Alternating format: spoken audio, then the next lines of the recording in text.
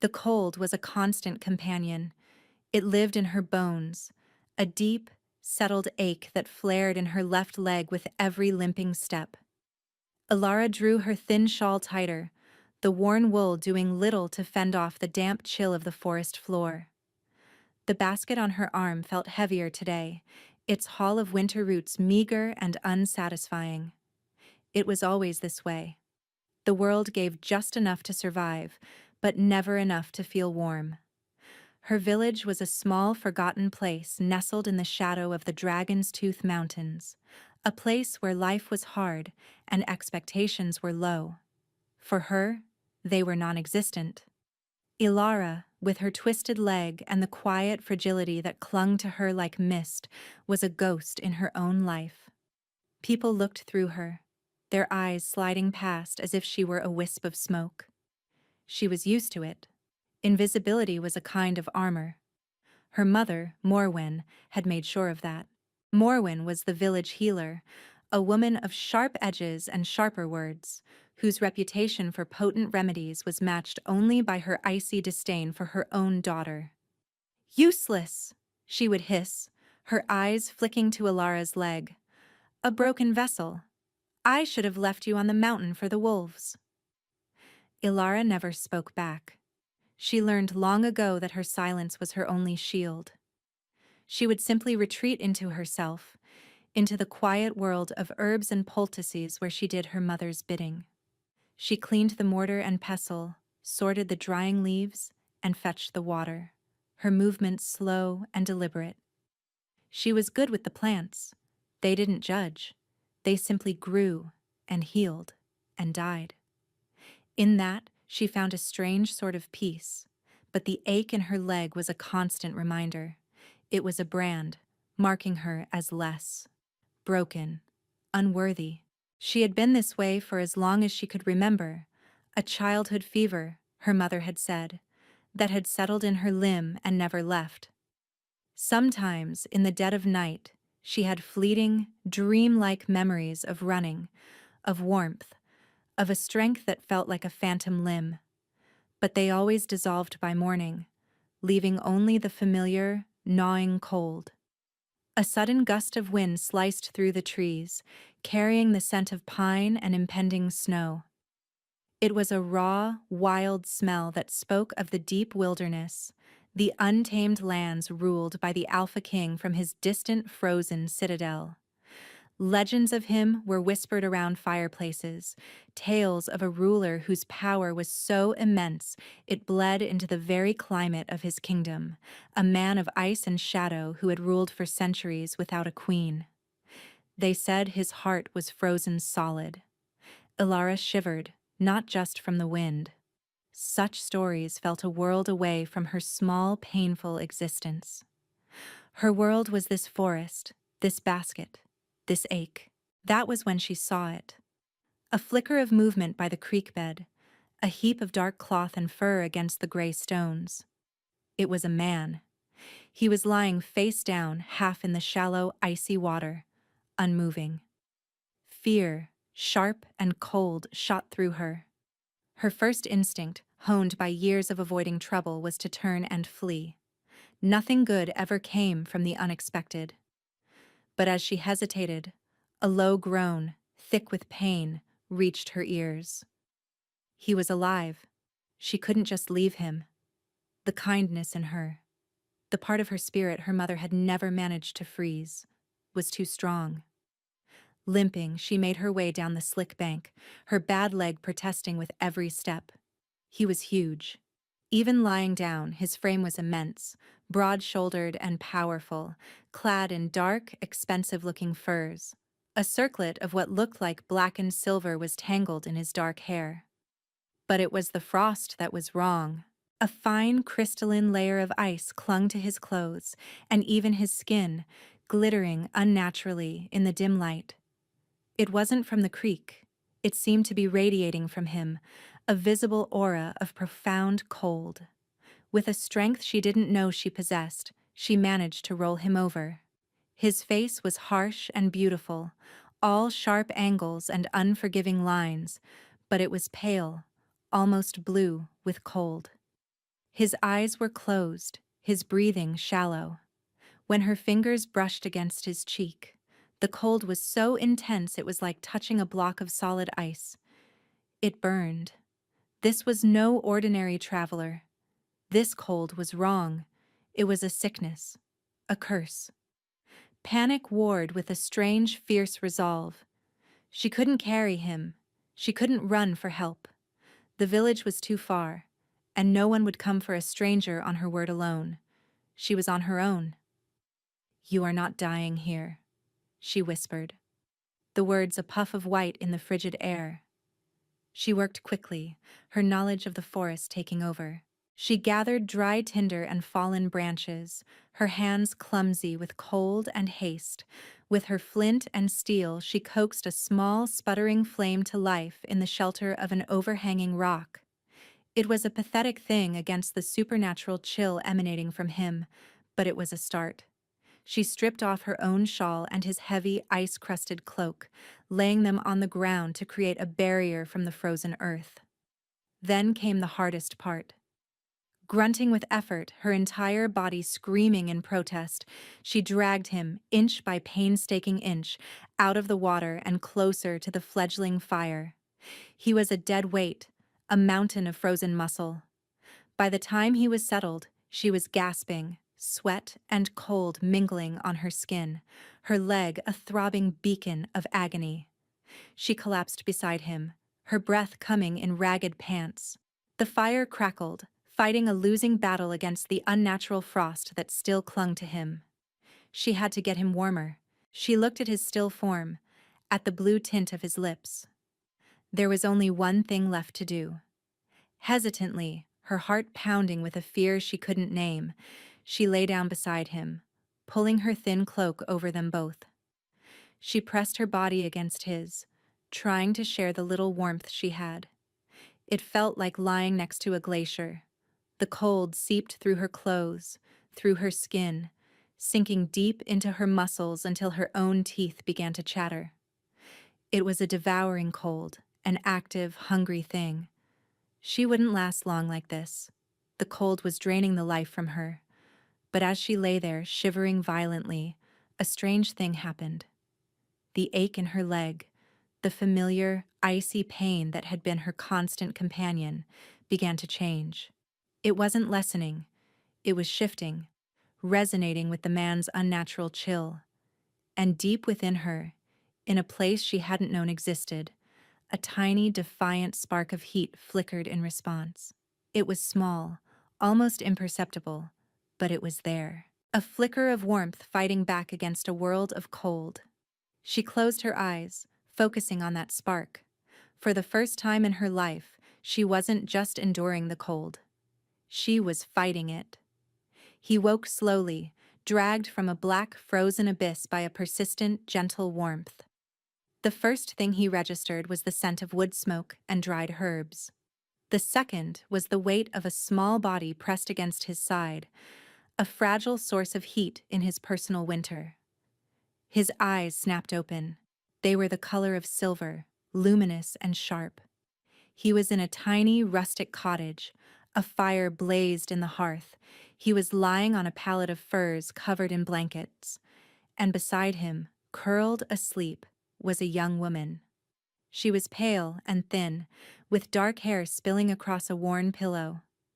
One of her legs was bent at an awkward angle even in sleep. He recognized her. She was the one who had found him. He remembered the desperate warmth of her body against his, a suicidal act of kindness that should have killed her. He sat up, the movement stiff but controlled. The devouring cold within him was still there, a coiled serpent in his core, but it was quiet, sated, for now. He looked at the girl, at the exhaustion etched on her face. She had dragged him here. She had built this fire. She had saved him. Ilara stirred, her eyes fluttering open. When she saw him awake, staring at her with those piercing silver eyes, she scrambled back with a small cry, her hand going to her leg. Fear was her first language. "Who are you?" she whispered, her voice barely audible. His own voice was a low rumble, rough from disuse. "Who are you?" I I am Alara." She hugged her knees to her chest, making herself smaller. "I found you by the creek. You were freezing." He looked around the small, meticulously clean cottage. It was hers, a place of solitude. "You brought me here, alone." It wasn't a question. It was a statement of disbelief. He knew how heavy he was. He knew the deathly cold he radiated. This frail girl, with a crippled leg, had done the impossible. "I couldn't leave you," she said simply, as if it were the most obvious thing in the world. He studied her, his gaze intense. There was no guile in her face, only a deep, weary sincerity. For centuries, people had approached him with fear, with ambition, with greed. No one had ever approached him with simple kindness, especially not when he was at his most vulnerable. "You should have," he said, the words harsher than he intended. "Touching me. It could have killed you." She flinched at his tone but didn't look away. "It almost did." She glanced at the fire. "You need to stay warm. The cold. It's inside you, isn't it?" He was the Alpha King. His power was absolute, his will unbreakable. But here, in this humble cottage, with this crippled girl who saw the truth of his curse so plainly, he felt a crack in the ancient ice around his heart. "Yes," he admitted, the word costing him more than any royal decree. Over the next few days, a strange rhythm developed between them. He did not tell her his name or his station. He was just Theron, the stranger she had rescued. And she was Alara, the quiet healer who moved with a painful grace, her world contained within the four walls of her cottage and the surrounding woods. He was too weak to travel, the cold flaring up without warning, threatening to consume him. During these episodes, a hoarfrost would creep across the floorboards from where he sat, and the very air would crackle with chill. Alara would work tirelessly, piling blankets on him, stoking the fire, and brewing steaming mugs of a pungent, earthy tea that seemed to fight the cold from the inside out. She never showed fear of his power, only concern for his pain. She would sit with him, her presence a silent, steady warmth in the room. He found himself watching her, the way she carefully ground herbs with a stone pestle, the concentration in her brow as she stitched a tear in his tunic. She spoke little, but her actions were a language all their own, a language of care he had long forgotten. "Why do you live out here alone?" he asked one evening as she tended to the fire. She stilled, her back to him. "It's better this way." "Better for who?" She turned, and for the first time, he saw a flicker of bitterness in her eyes. "For everyone. My mother is the village healer. She has no use for a broken apprentice." She gestured to her leg. "I am a bad advertisement for her craft." Rage, cold and sharp, lanced through him. A healer who would cast out her own child for an infirmity? The injustice of it was a poison. "You are not broken," he said, his voice a low growl. "You have more strength in you than any 10 warriors I have known." Her eyes widened, a flush creeping up her neck. No one had ever said such a thing to her. No one had ever looked at her and seen strength. She quickly turned back to the fire, her hands trembling slightly. He found himself talking to her, telling her things he had not spoken aloud in a century. He spoke of the loneliness of his high castle, of the endless political games, of the weight of a crown. He didn't speak of his title, but she understood the burden he carried. She, in turn, told him of the plants, of the seasons, of the secret language of the forest. She showed him how to find the sweetest roots, how to listen to the whisper of the wind in the pines. She was a part of this wild place, and he, the king of all wolves, felt like a stranger in her quiet kingdom. One night, the cold came for him worse than ever before. It was a violent, agonizing assault, his body convulsing as frost spiderwebbed across his skin. He cried out, a sound torn from his throat, the sound of a predator caught in a trap it could not escape. Alara was there in an instant, her face pale with fear. The blankets, the fire, the tea. None of it was working. He was freezing from the inside out, and he was taking the cottage with him. The water in the bucket by the door had frozen solid. "Theron!" she cried, her voice desperate. He could barely see her through the haze of pain. "Get away!" he gasped, his teeth chattering. "It will kill you." She ignored him. With a look of fierce determination, she climbed onto the pallet beside him, wrapping her arms around his shaking form. The cold hit her like a physical blow, stealing her breath. But she held on. "I will not let you die," she vowed, her voice shaking but firm. She pressed her cheek against his chest, a desperate final gamble. "I will not." He felt her small, fragile warmth against his frozen body. It was a candle flame in a hurricane. Hopeless. But then, something shifted. The flicker of heat he had sensed in her before, the one that had fought for him by the creek, ignited. It wasn't a raging fire, but a deep, steady glow, a core of living warmth that pushed back against his curse. It flowed from her into him, not just skin deep, but sinking into his very bones, meeting the ancient ice and holding it at bay. The convulsions slowed. The frost on his skin began to recede. He could breathe again. He looked down at the woman in his arms who was clinging to him with a strength that defied her frail body. He saw not a crippled girl, but a queen. His queen. "Alara," he whispered, his voice thick with an emotion he hadn't felt in centuries. He lifted a hand, his fingers still numb, and brushed the hair from her face. She looked up at him, her eyes luminous in the firelight. "I'm here." "I know," he said. And in the quiet of the small cottage, surrounded by the deep wilderness, the Alpha King leaned down and kissed the forgotten girl who had saved his life. The kiss was not one of passion, but of profound, aching gratitude, of recognition. A soul finding its missing half. When they broke apart, the air between them had changed. The last of the ice in the room had melted. "I love you," he said, the words feeling new and sacred on his tongue. "I think I have from the moment I saw you fighting for my life." Tears welled in her eyes, tears of disbelief and a joy so fierce it hurt. "And you," she whispered.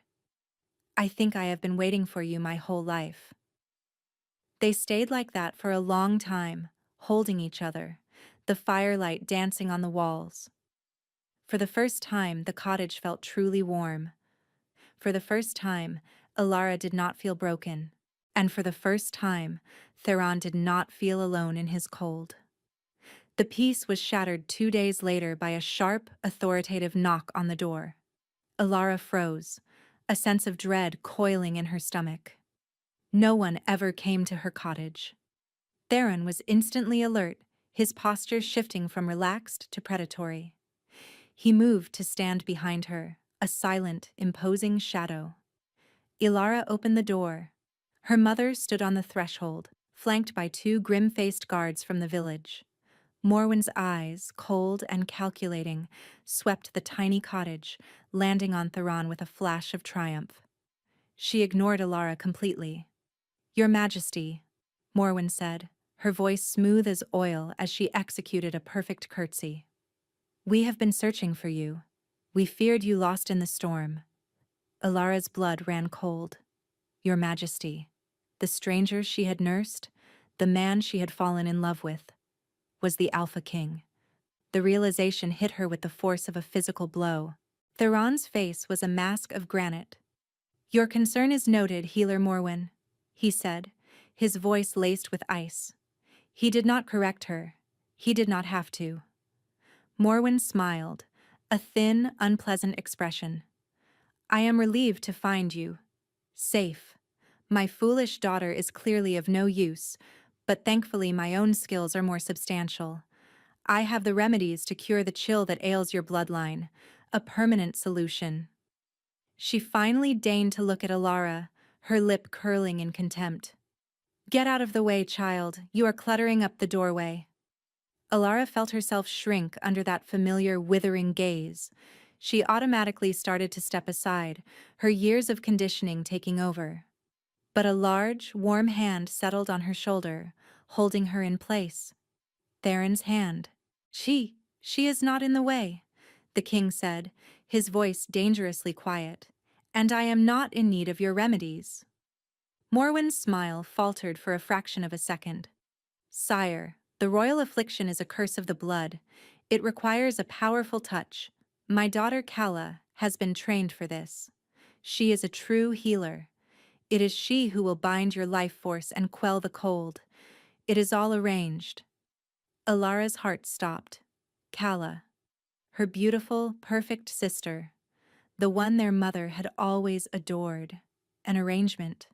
This had all been a trap. "My men tracked you here," Morwen continued, her confidence returning. "It seems my useless daughter managed to stumble upon you first, a fortunate, if pathetic, coincidence. Now, if you will come with us, we can begin the preparations for the mating contract and your healing." The mating contract. The words hung in the air, heavy and suffocating. Theron was to be mated to her sister. This entire time, while she was falling in love, she was merely a placeholder, an accident. "No," Theron said. The word was absolute. Morwen's eyes narrowed. "Your Majesty, the Council has already approved it. It is the only way to secure your reign and your life. Your power is failing. You will freeze solid within the year without this union. Kala is your only hope." He looked from Morwen's hard face to Alara's, which was pale with shock and dawning despair. He saw the truth in his healer's eyes. She believed he was hers to save, hers to claim. And he saw the heartbreak in Alara's. She believed she had lost him. He was still weak. The battle with his curse had taken its toll. The guards with Morwen were loyal to her, to the village. He was alone and vulnerable. Morwen knew it. This was a coup, cloaked in the language of healing. "I will come," he said, his silver eyes locking with Alara's. He tried to convey a message with his gaze, a promise. "Trust me." But all she saw was his surrender. All she felt was the cold returning, worse than ever before, settling not in her leg, but in her heart. Morwen's triumph was sickening. "A wise decision, sire." She gestured to the guards. "Escort the king." Then she turned to Alara, her voice dropping to a venomous whisper. "You will stay here. If you show your face in the village, if you dare to speak a word of this, I will finish what the fever started. Do you understand me?" Alara could only nod, numb with grief. She watched as they led him away, the man she loved, the king. He glanced back once, his face a mask of fury and regret. Then he was gone. The cottage felt vast and empty. The warmth they had built together vanished, leaving only the familiar, biting chill. Alara sank to the floor, wrapping her arms around herself, and for the first time since she was a small child, she wept. She cried for the love she had found and lost, for the hope that had been stolen from her. She cried until there were no tears left, only a hollow, aching silence. Days bled into a week. Alara didn't eat. She barely slept. The grief was a physical weight, pressing down on her, suffocating her. Her mother's threat kept her a prisoner in the small cottage, but it was her own broken heart that truly caged her. Rumors drifted from the village, carried by the wind. The Alpha King was in residence at the healer's house. Preparations were being made. A great ceremony was planned. The king was to be bound to the healer's daughter, Kala, a union that would save his life and elevate their family to unimaginable heights. Each word was a fresh twist of the knife. Alara pictured Theron with her sister. Beautiful, whole, charming Kala. Of course he would choose her. What was a broken girl compared to that? The warmth he had shown her, The words he had spoken. They must have been a fever dream, the ramblings of a dying man. She was worthless. Her mother was right all along. One night, as she sat staring into the dying embers of her fire, a strange sensation prickled at her skin. It was a faint warmth, pulsing from deep within her. She placed a hand on her chest, feeling the gentle thrum. It was the spark she had used to save Theron, the one that had pushed back his cold. It hadn't vanished when he left. It was still there, and it felt stronger. She closed her eyes, focusing on the feeling. The grief and despair had hollowed her out, and into that emptiness, this new energy was starting to pool. It wasn't a fire. It was more like deep, geothermal heat. A life force. It flowed through her veins, a gentle, insistent current. Slowly, tentatively, she directed that warmth downward into the constant, icy ache in her leg. For years, that pain had been her anchor, the defining fact of her existence. She had never thought to fight it, only to endure it. The inner warmth met the deep-seated cold. It didn't flinch. It pushed. A gentle, inexorable tide. The icy pain resisted, then fractured, like river ice in the spring thaw. A tingling heat spread through her calf, down to her ankle, into toes that had been numb for as long as she could remember. The knots of old pain, of muscles seized and frozen by illness, began to loosen. A gasp escaped her lips. She flexed her foot. The movement was stiff, clumsy, but it was there. She pushed herself up, using the mantle for support. She put her weight on her left leg, bracing for the familiar stabbing pain. It didn't come. There was weakness. Yes. The muscles were atrophied, unused. But the bone-deep, crippling ache was gone, replaced by a strange humming warmth. She took a step. Then another. Her gait was unsteady, but the limp was gone. She walked across the small room, her hand trailing against the wall, her mind reeling. The fever hadn't crippled her. It had been a lie. This cold, this weakness in her leg. It had been sealed there, suppressed. Her mother hadn't just been cruel. She had done this to her. She had deliberately broken her own child to hide this power, this warmth that was her birthright. A bloodline ability. A power that could counteract the royal affliction. A power that made her the only one who could truly save the king. Rage, pure and hot, burned away the last of her grief. It was not the destructive rage of a wildfire, but the focused heat of a forge. She was not a broken vessel. She was a weapon her mother had tried to hide, and her mother was about to use the king to seize the one thing she craved above all else: power. She was going to bind him to Calla, a false cure that would likely chain him to her mother's will for the rest of his shortened life. No, Alara said aloud, her voice clear and strong. She walked to the door and threw it open. The night air was cold, but for the first time, it didn't seep into her bones. She felt the warmth inside her, a steady, personal sun. The ceremony was tomorrow. She had to reach him. She started walking, her steps growing more confident with every passing moment. She was not the crippled girl hiding in the woods anymore. She was Alara, and she was going to claim her king. The capital was a shock to the senses. After a life of forest silence, the noise and sheer number of people were overwhelming. The city was carved from the mountain itself, a fortress of black stone and ice, dominated by the stark, imposing lines of the Alpha King's citadel. The air here was colder, charged with a latent power that made the hairs on her arms stand up. Alara, dressed in the simple clothes she had traveled in, was utterly invisible. She was just another face in the throng of wolves who had gathered for the royal mating ceremony. The atmosphere was a strange mix of celebration and tension. Whispers followed her as she made her way toward the great hall. The king had been ill, found near death. This union was a cure, a necessity. but it was rushed, unconventional. She reached the massive doors of the hall. Two royal guards, clad in silver and black wolf pelts, blocked the entrance, their spears crossed. "The hall is sealed for the ceremony," one of them growled, his eyes dismissing her instantly. "I need to see the king," she said, her voice steady. The guard laughed, a short barking sound. "So does every other she-wolf in the kingdom. Be gone." Panic flickered in her chest. She had come all this way, but she was too late. She couldn't get past them.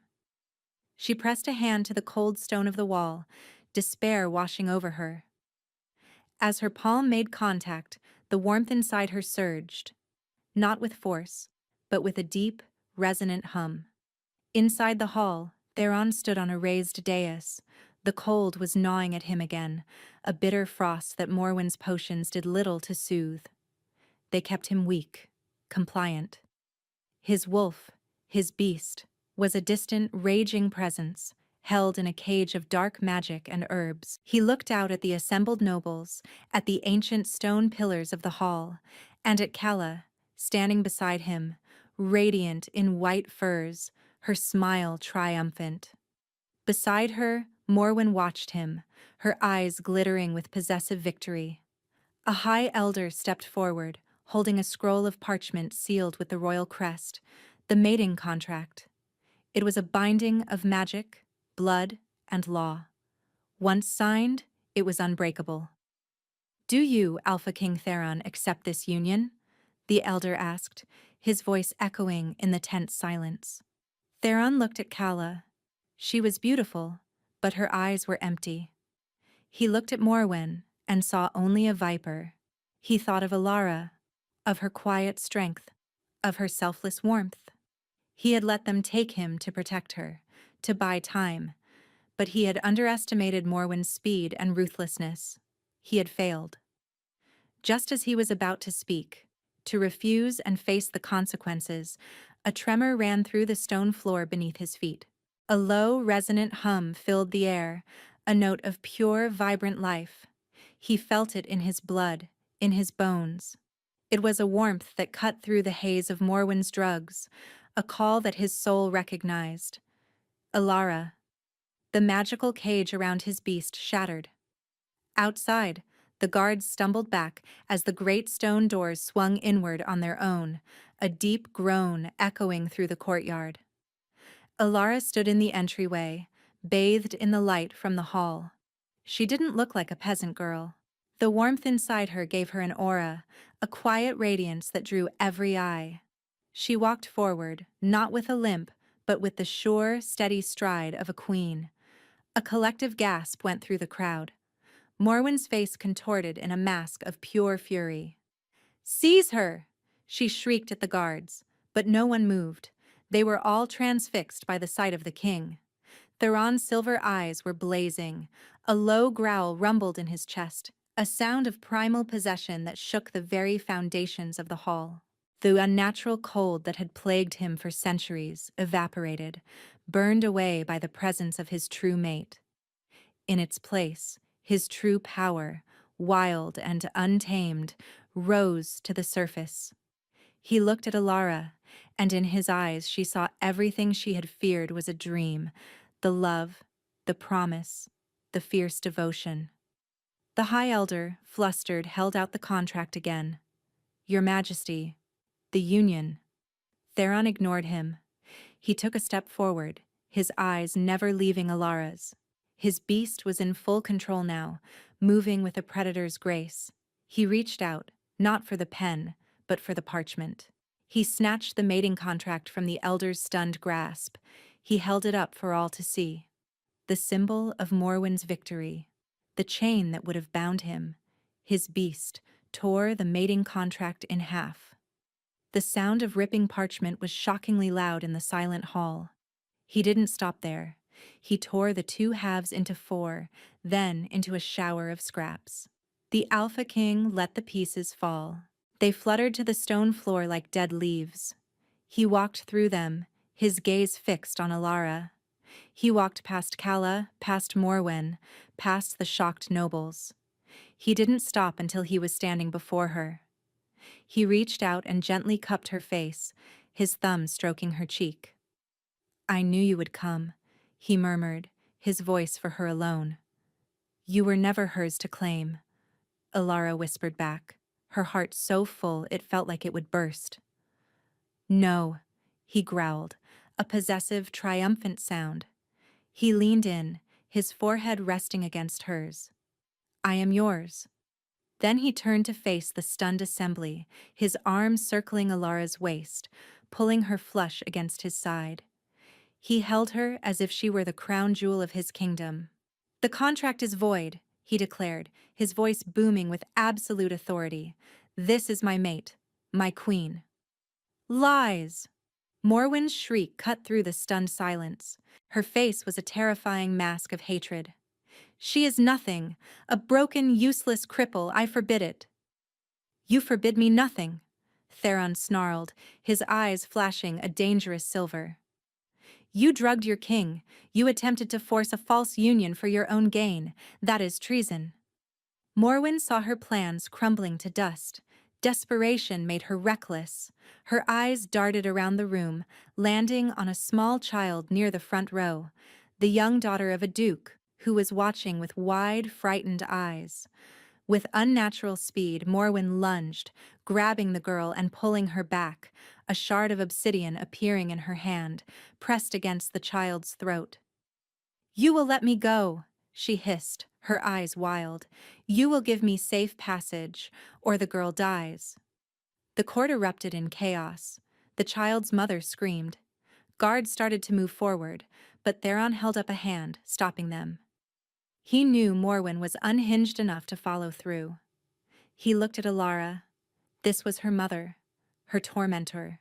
He would burn the world down to protect her, but he would not act without her.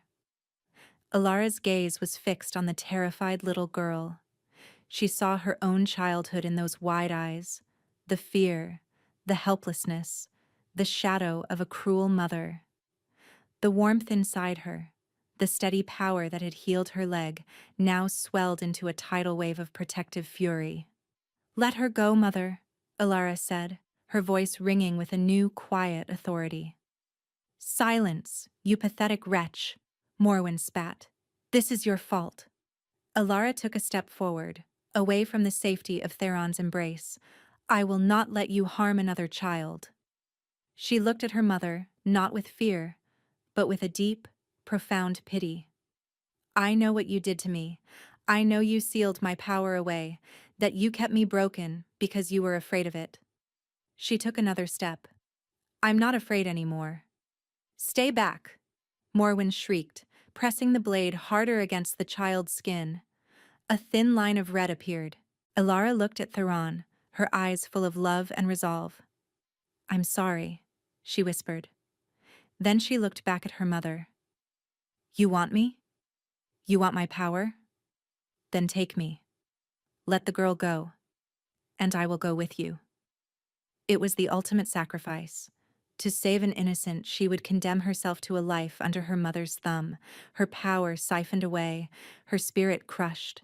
She chose to give up her freedom, her love, her entire future.